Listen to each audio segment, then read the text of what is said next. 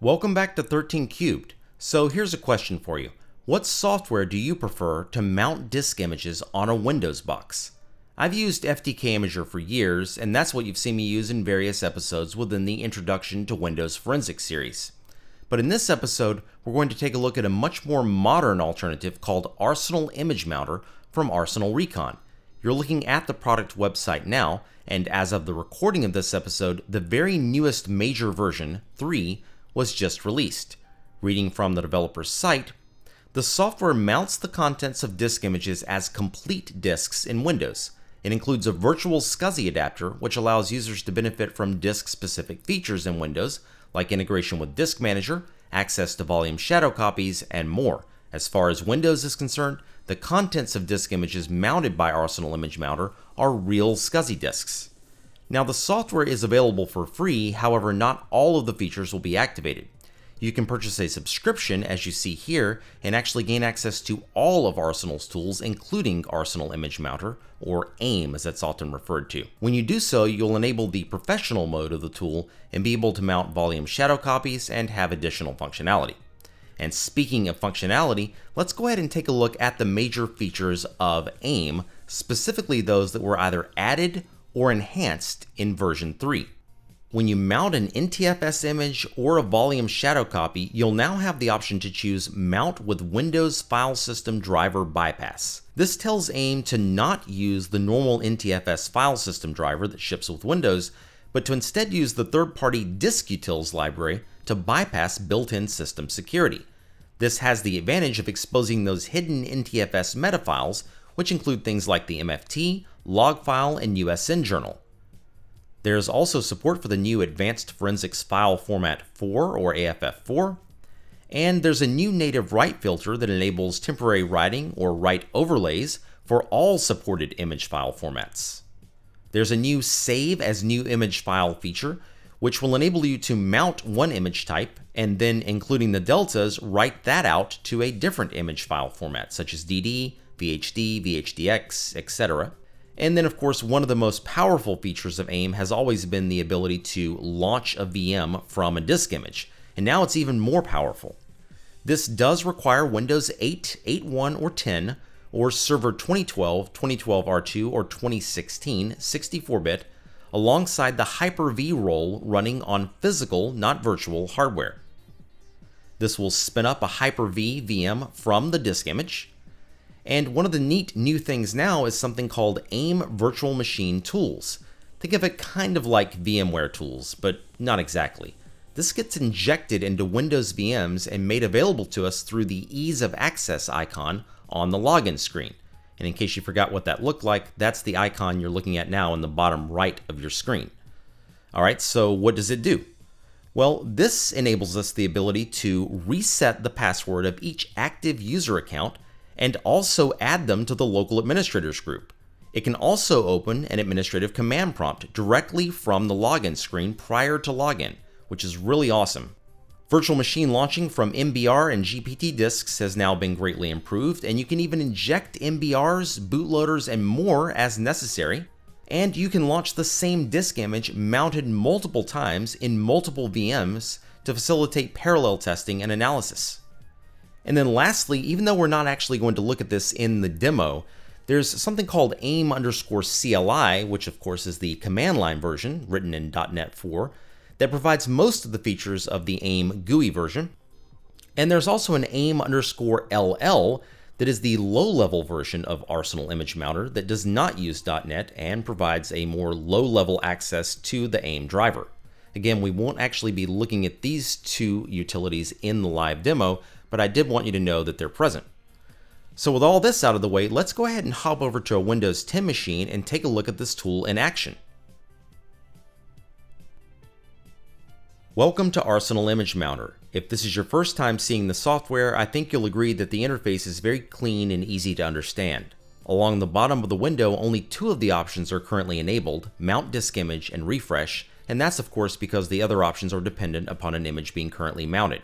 Let's click Mount Disk Image, and you'll notice that we have an E drive listed here, which is an external drive connected to this VM. On it, I have a DD, an EO1, and a VHDX image. By the way, the VHDX was created with CAPE, and on a Windows 10 box, we could just double-click on it to have the operating system mount it read-write. However, with Arsenal Image Mounter, we could mount it read-only if we wanted to. We're going to be sticking with the EO1 for this part of the demo, so let's go ahead and choose it, and then we'll see the image mount options. The default option is read-only disk device, which uses the built-in NTFS drivers to mount the image in read-only state, but does not allow us to have access to the NTFS meta files. Write temporary disk device creates a write overlay and allows us to pretend modify the mounted image, but doesn't actually change anything. Write original disk device, if this were a DD image, would be enabled, and if we had selected that, that would allow us to actually change the contents of the mounted image, which we probably wouldn't often want to do. And Windows File System Driver Bypass will use that third-party driver to allow us access to the NTFS meta files. We can change the sector size, and we can also emulate a USB thumb drive for images containing partitions instead of complete disk images. Let's stick with the defaults and click OK. So we've now successfully mounted the image, and if we expand this, we can see that the mount point is F:. We'll also notice the disk size, the read-write status, and various other information. Let's go ahead and switch over to the disk management feature of Windows, and you'll notice this shows up as a 200 gig read-only NTFS volume, as if it were completely physically attached to the computer, just like any other drive. So let's go ahead and minimize this and take a look at the actual drive by going to F:. And as you can see, it looks like a normal file system. We can traverse through the user directories and everything looks exactly like we would expect. Exactly like a drive directly connected to this computer. So pretty neat. That was just a plain simple demo using the default options to mount the EO1, which contained an NTFS file system. So now let's try something a little bit different. Let's go back to mount disk image. We'll choose the EO1 again, but this time let's go ahead and choose that Windows File System Driver Bypass, which uses the diskutils libraries. So we'll click OK, and I've sped this section up because it does take a minute or so for this to cache the directory structure. But when it's done, we'll actually see another line item added here, and we can go ahead and expand both of these, and you'll notice this mount point is now G:, and we'll see various other information related to the image. If we switch over here, you'll notice though this shows up as a CD-ROM, because that's how the diskutils driver actually presents it to the operating system. So it doesn't show up as an NTFS volume, and it's G:. Let's go ahead and minimize this and take a look at G:, and see what we have. And as you can immediately see, we see those $ files and directories, which are those NTFS meta files, including the MFT. And if we go into extend here, there's the USN journal and the $J alternate data stream. So everything looks like it's there, and it does indeed provide access to the NTFS meta files as promised.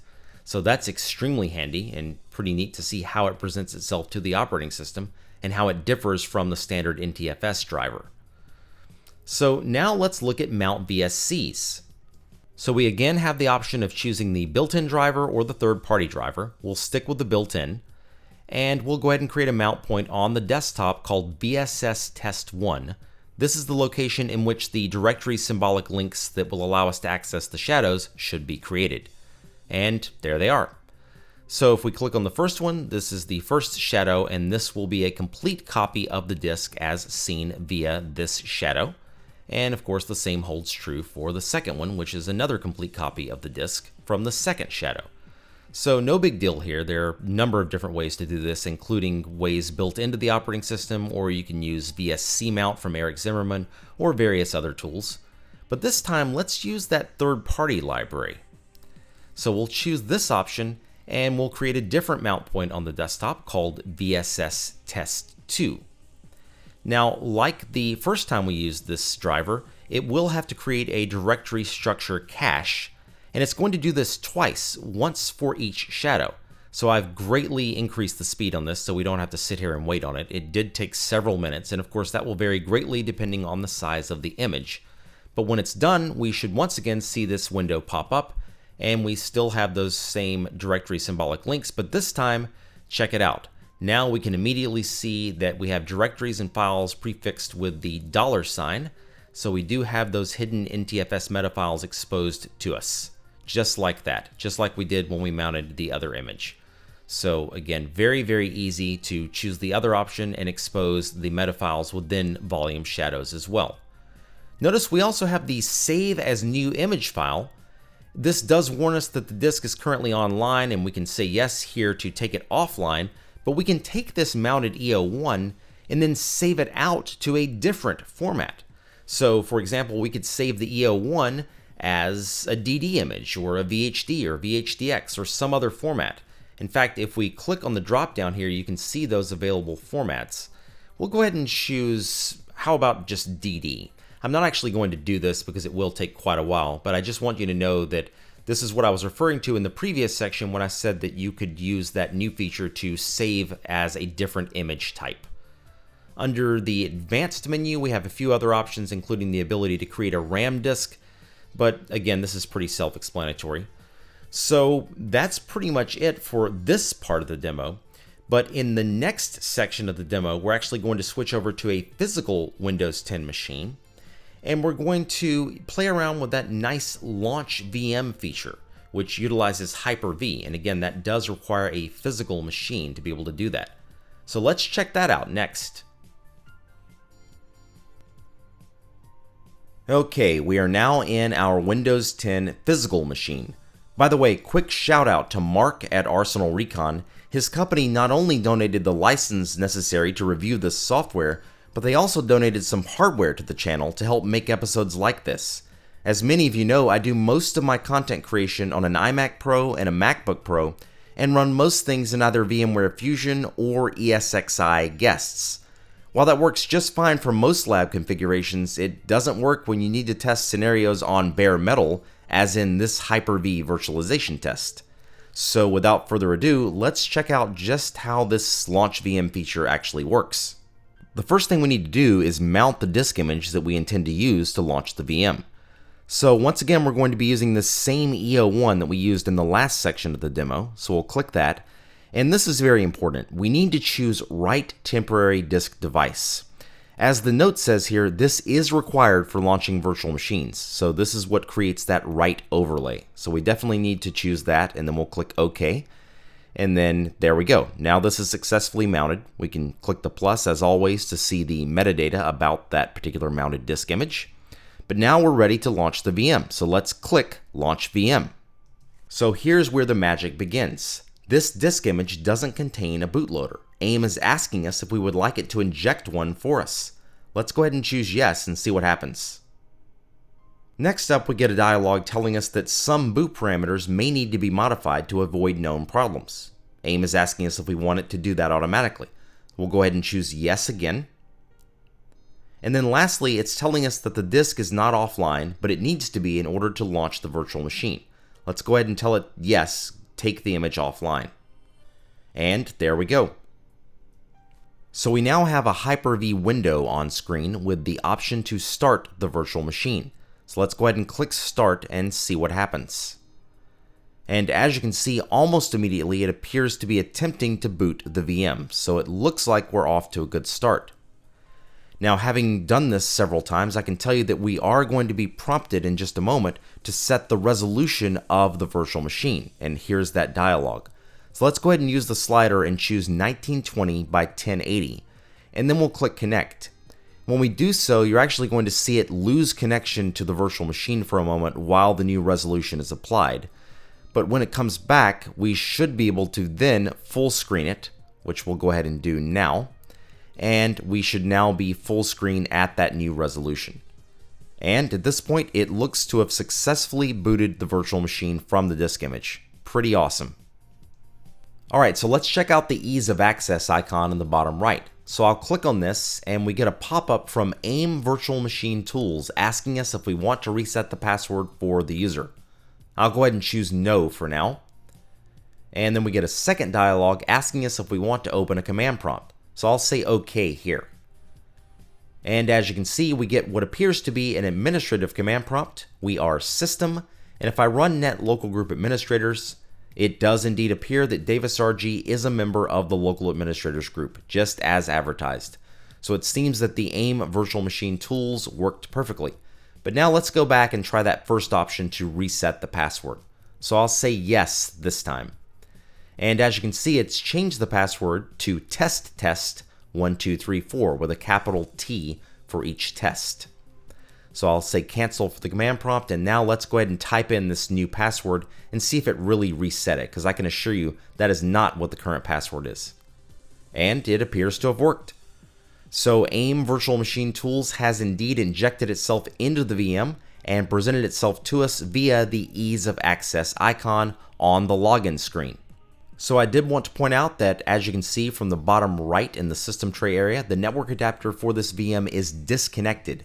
That is a default behavior, and in fact there are two network adapters that are both provisioned, both of which will be disconnected by default. Additionally, the virtual machine will be created with 2 virtual CPUs and up to half of the host's free RAM, with a maximum of 4 gigs being allocated. And in this case, we should have 4 gigs. And as you can see under installed RAM, that is indeed what has been provisioned. So that wraps up this episode. I hope you've enjoyed this quick look at Arsenal Image Mounter version 3. We've seen how easy it is to mount a wide variety of image types with various options, how to mount volume shadow copies, how to convert from one image file format to another, and even how to use this powerful virtual machine launching capability. As always, thank you very much for taking the time out of your day to watch this episode. Be sure to stick around, there's plenty more content coming, and if you haven't already, please do me a favor and subscribe to the channel. I'll catch you in the next one. Take care.